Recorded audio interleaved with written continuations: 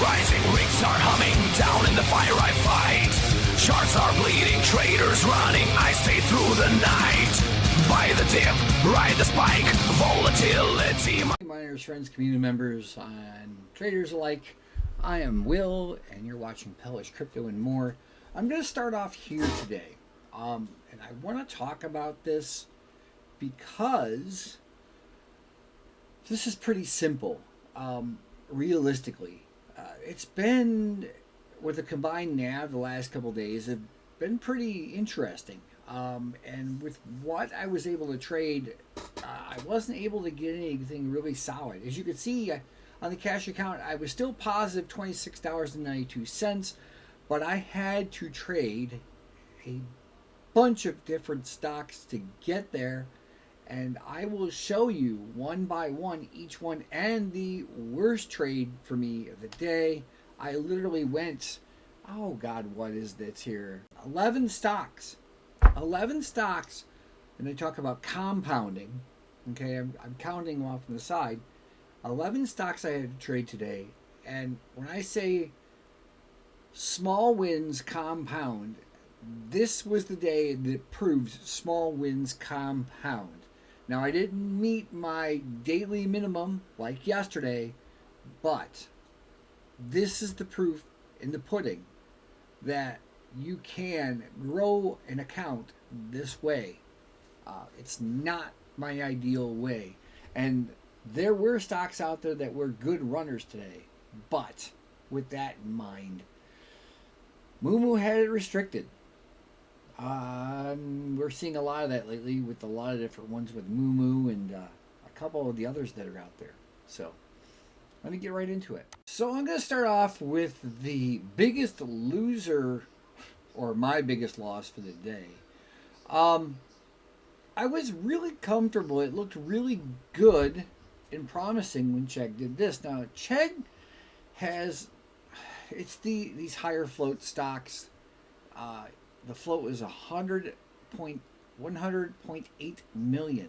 Okay, not 108 million, 100, just call it 100 million shares. That's kind of large. It's not super large. It can move. It did move. But I got in this first one, 250 of them at 111. I bought another 10 to try and bring down the cost average at 108, 109.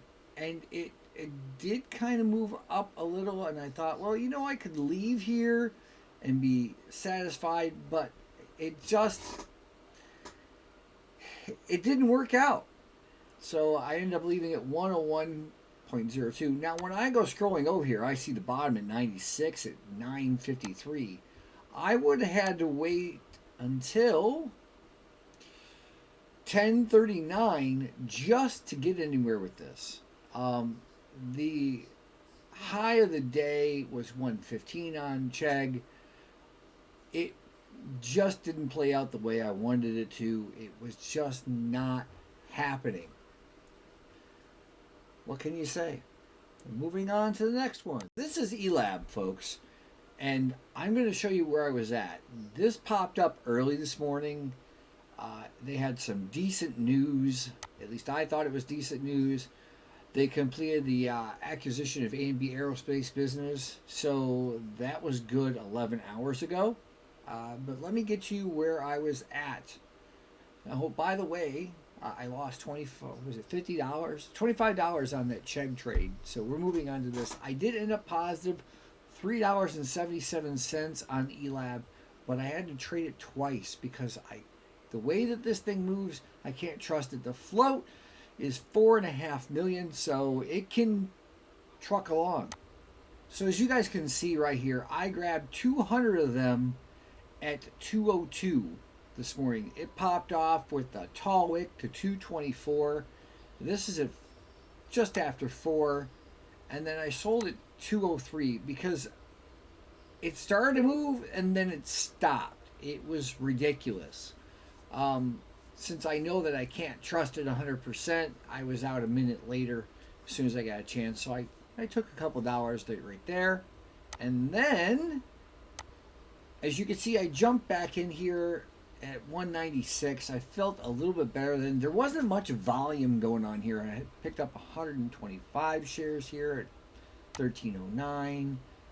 I picked up another 25 shares right there. You see what I'm going here. We had that 25 and what is it? 25. So I ended up with 150 total. That was at 25 after when I saw that I could possibly get it a little lower. And then I ended up getting out at had 197. My cost was like 195.5 or something like that. So it was slightly higher than that. I only made like a penny and a half on that. And I got out at about 134. It did end up going higher to 2, which is kind of what I was shooting for. And as you can see right here, it's 198 right now at 6:30 p.m. So it has the potential always to run high, hard, and fast, but it just wasn't doing it. So before we move into ELPW, which is the next one on my list, I did end up grabbing $3.77 off of ELAB. So with ELPW, I got in. I bought 50 of them. And I did a little test at 411.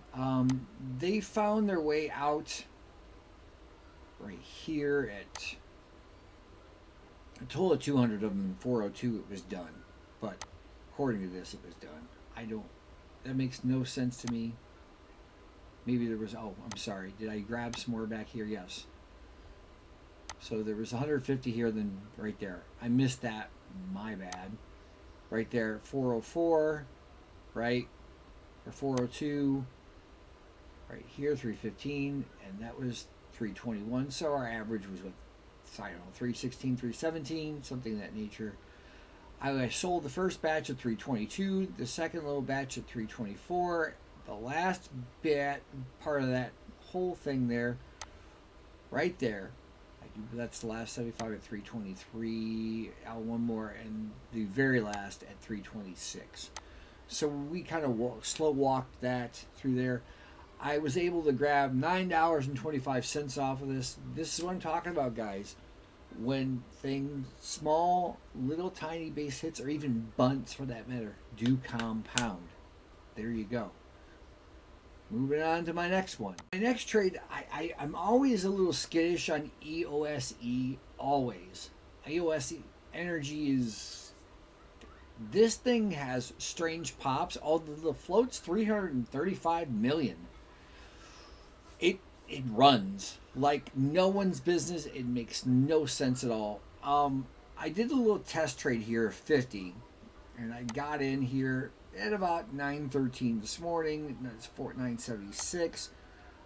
On the chance, the way that this thing was doing this little deal like that, because I can't zoom in the way I want, I got out at 977, 915. I just couldn't trade it, and for good reason, because if you look here, guys, it just went all the way down to 876. It rips up and rips down like that. The next one I got in at, I do believe this is the next one, at 1056. I bought 80 of them at 907, and I made 7 cents a share on 80 shares. So, you know, there was a good 560 on there. Like I said, it was a total of 925. I only took 2 trades on this one.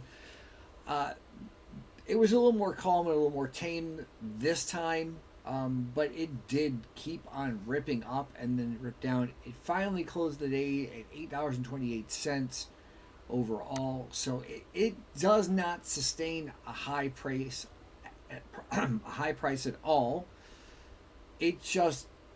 It goes crazy. I mean, look, that thing went all the way to 936 on the wick, right?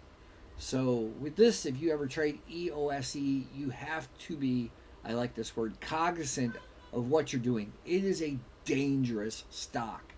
Dangerous, boys and girls. Next trades I want to talk about is UiPath, or just Path. I didn't put a lot into this. I saw that it was kind of a mess for today. It went all the way up to $10 and a penny, It closed at 947. I can see that it did end up going where I kind of wanted it to go, but wasn't happening when I got into it. When I first got into it here, I bought small, real small. At 1341, I bought it at 939. You can see the actual price there in the fractions of a penny. I bought it again here at another 6, another 939. Again, let me zoom in here so I can maybe separate these. Yeah, 39, 38, and 39. There's 2 and there's 6.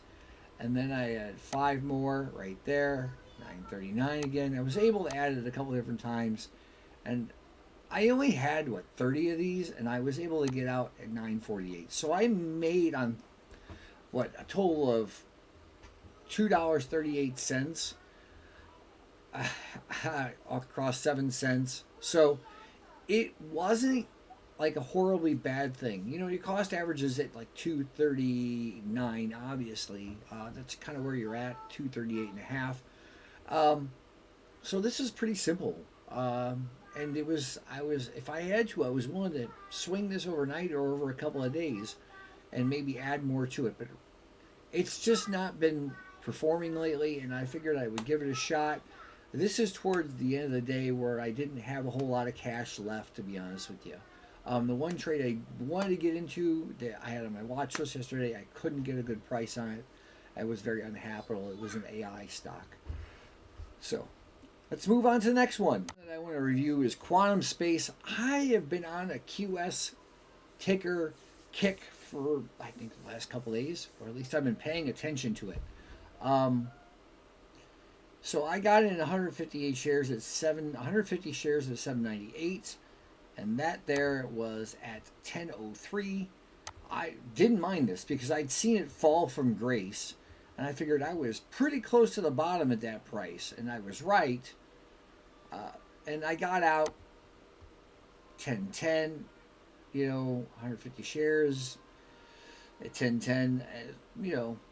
Where's that? $8. So, we went from, I got a couple bucks out of it. And then I said, okay, give it a minute. I kicked back in again. This is all on a cash account.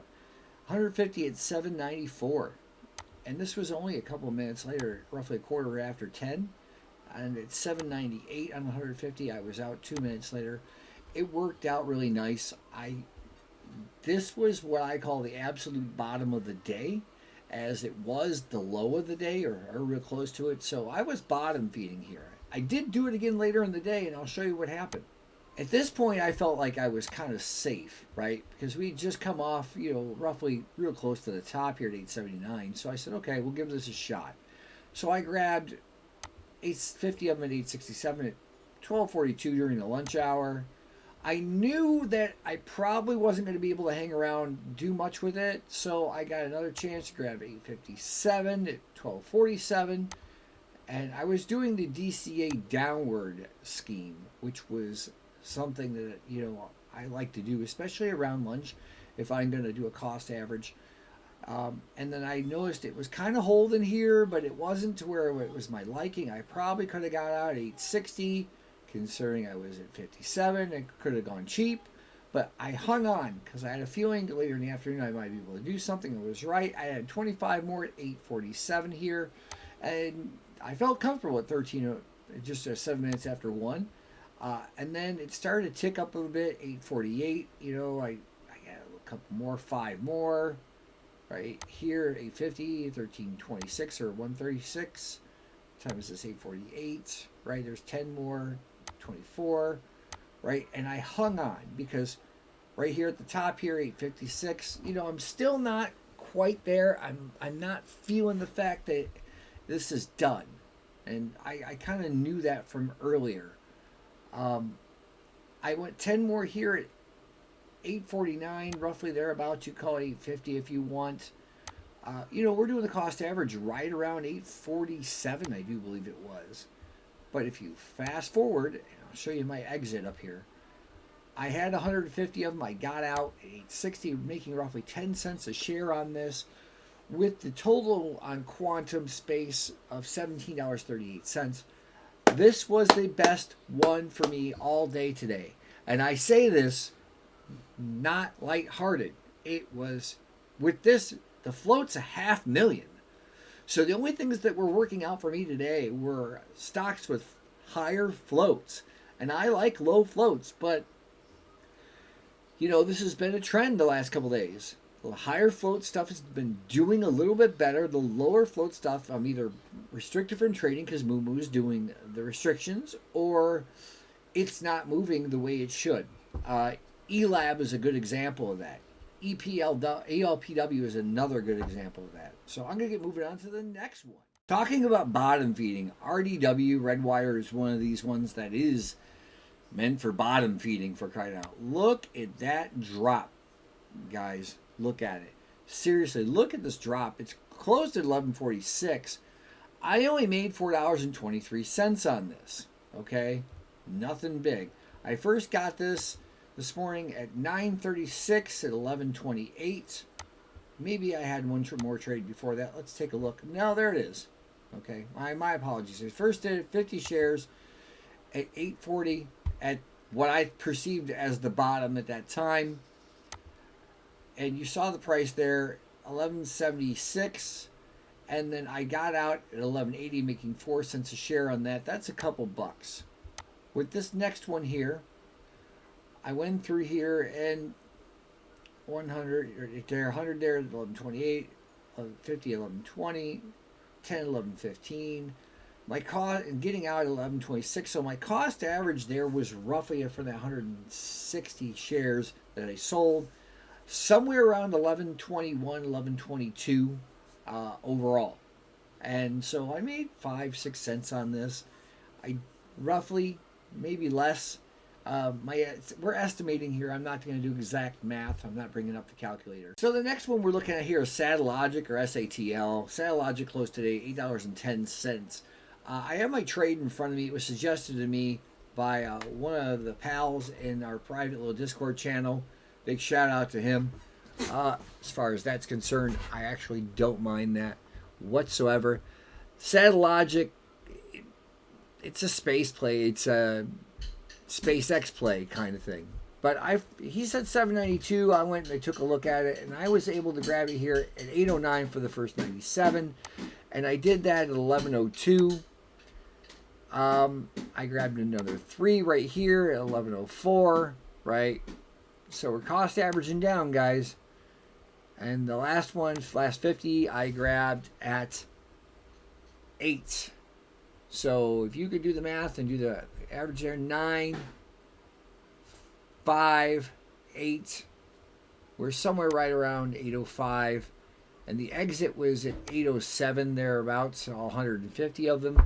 And like I said, I ended up doing, as I looked at my little cheat sheet notes, a whole $1.70. So maybe it was, like I said, maybe 805 and a half, roughly, is where it comes out to. But you can see where it filled and everything else. And we were done by 11:38.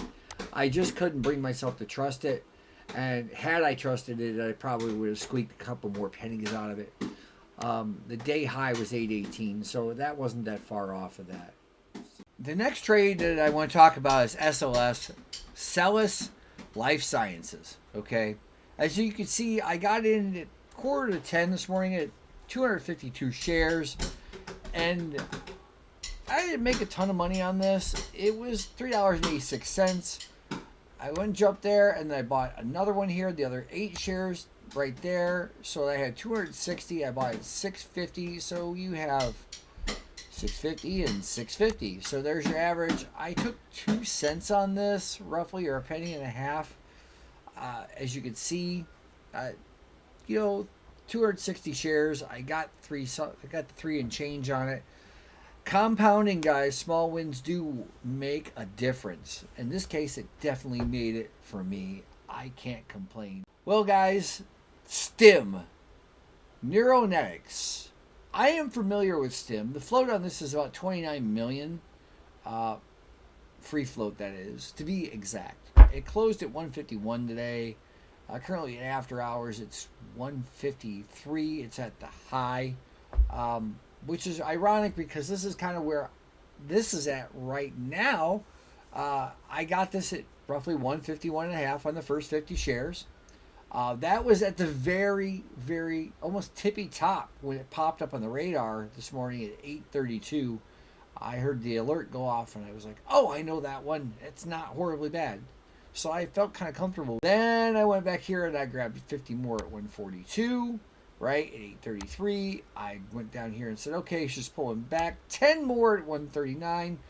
So you do the math, 42, right? 51, 42, and 39. We were somewhere right around 150, 145.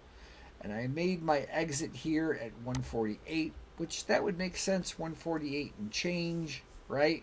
So, you could say it was something to the extent to where 147, 146, somewhere in there. And I sold 110 shares, and that's pretty much it, guys. I'm going to wrap this up. Seeing you on the next one. Good luck in all your trades, by the way. Good luck, because it's a nightmare out there this week.